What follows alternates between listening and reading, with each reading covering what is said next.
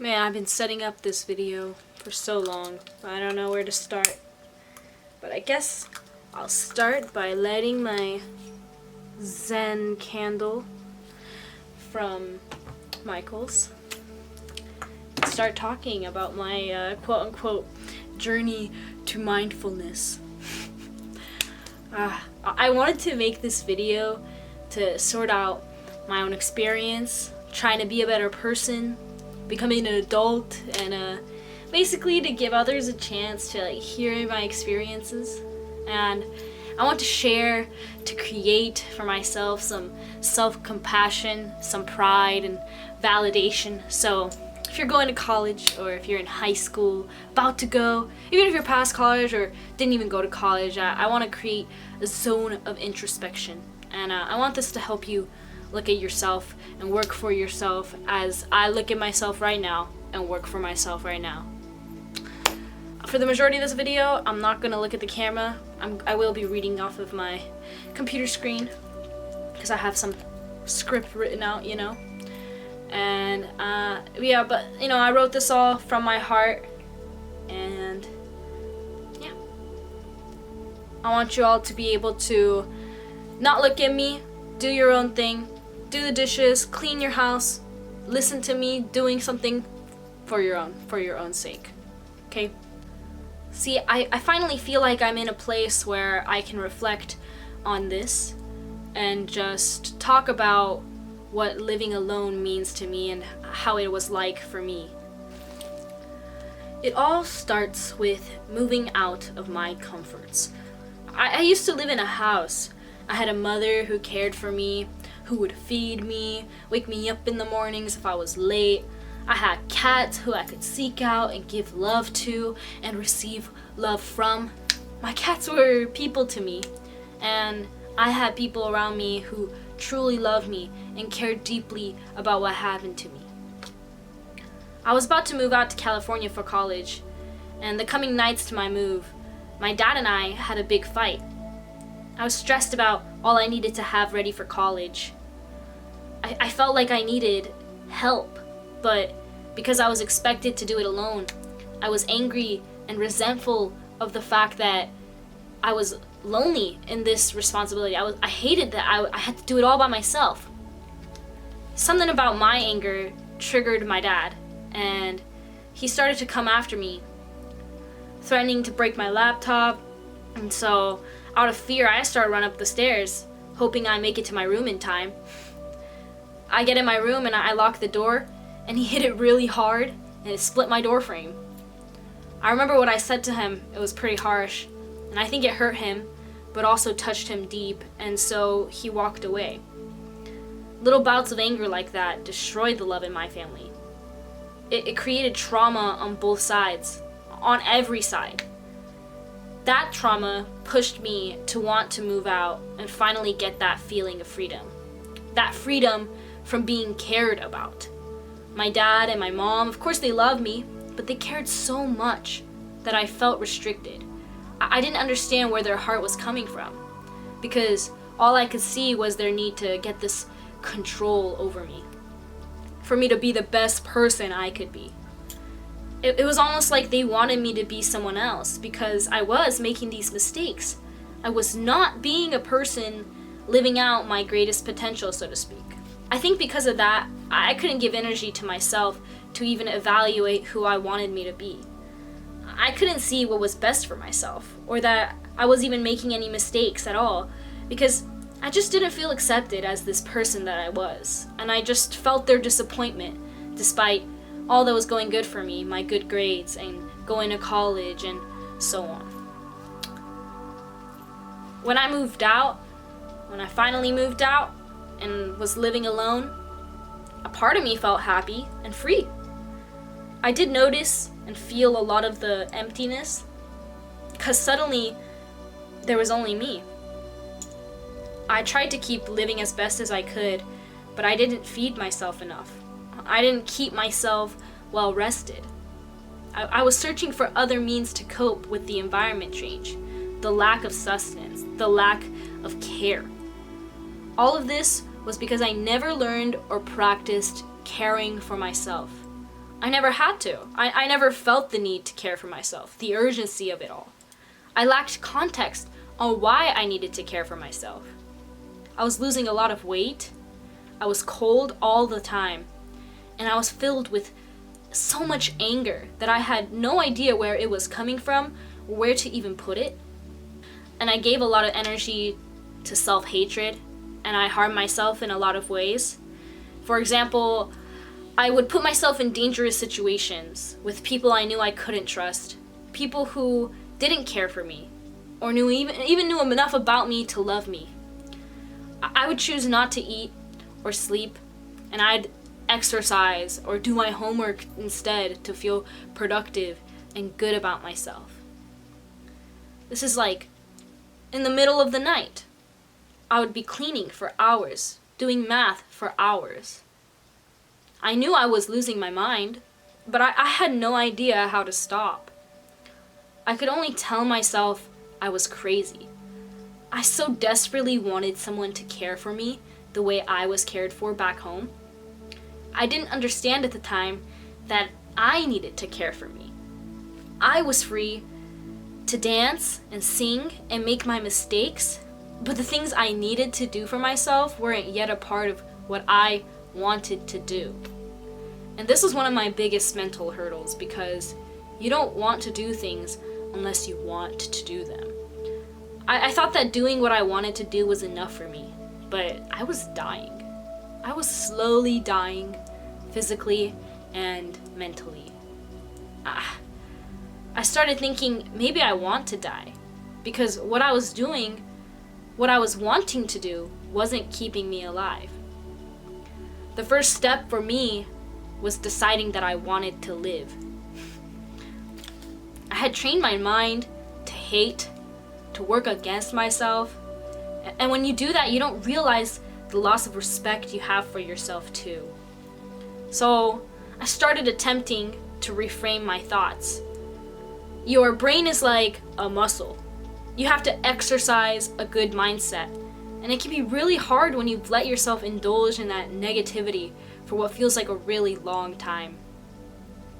If it's a habit to think down on yourself, you have to make it a habit to recognize and reframe those thoughts, even if you don't believe it. We all hear that phrase, to fake it till you make it. And I resonate a little with that. I mean, it's not necessarily faking it, because you are indeed working towards something, and that alone means you do care about yourself. Even if, you care about yourself enough to fake it. Quote unquote, fake it. Keeping it up whenever you can, it becomes habitual to work on yourself like this. You don't exactly make it though. It's a constant journey. Sometimes you learn and reach a place of being zen, only to be an infant again, to relearn the same lessons, but harder this time. If you think you've made it, you forfeited your growth.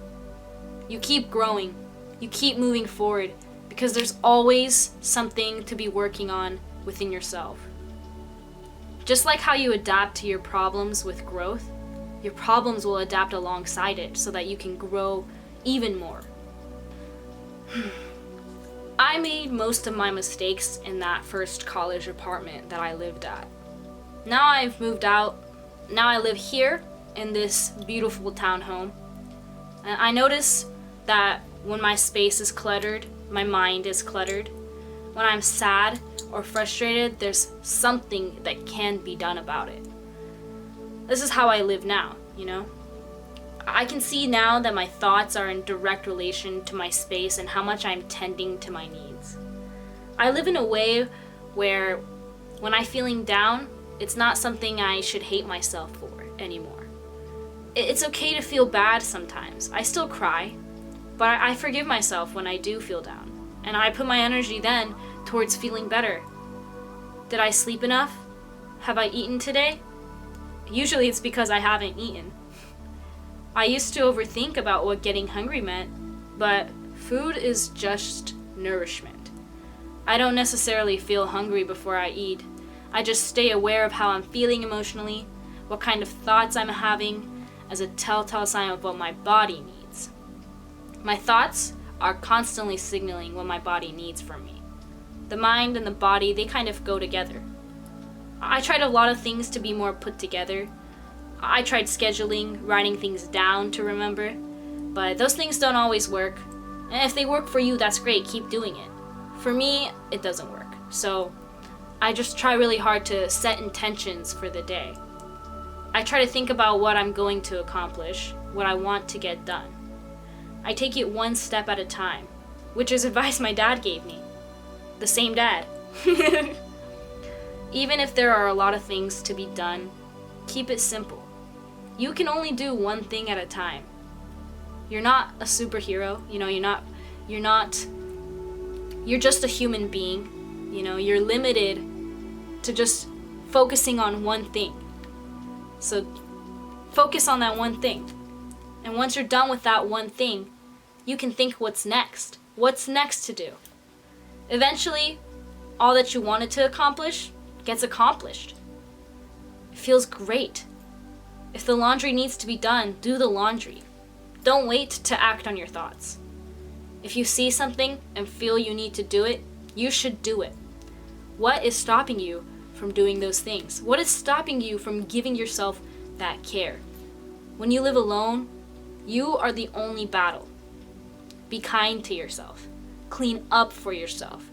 Be hygienic. Clean your body, clean your space, clean your energy. Do it all for yourself and you will feel better. The bestest friend in your life should be you, because no one knows you like you do. You have all of the context. You have all of the understanding. You are the key to feeling better. If you're not feeling good, ask yourself what you are doing in order to feel better. And you have to do things to feel better. Anyways, I want to end on this note. I'm proud of myself. I still see a lot of places where I can grow, but I, for the most part, try to be my own light, my own love. And when you can, remind yourself of ways to improve. Visualize who you want to be and be that. Be the person that you want to be. Create that safety. Create your own validation from within.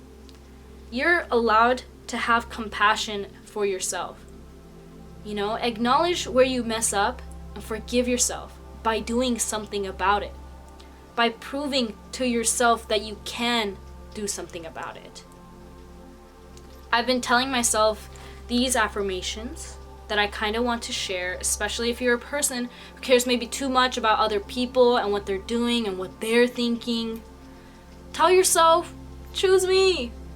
I choose me to focus on. Hear that little girl or little boy, or little person, whoever you are. Hear that little person inside of you that's saying, choose me,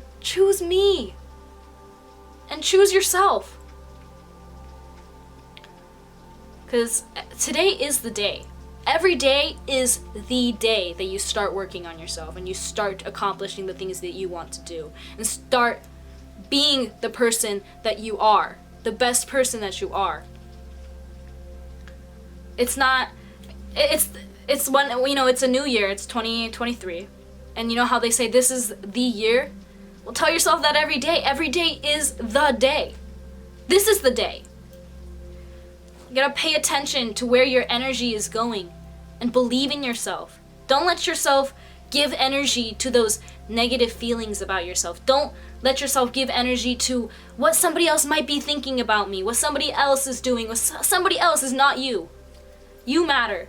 You matter most to yourself, and that's how it is.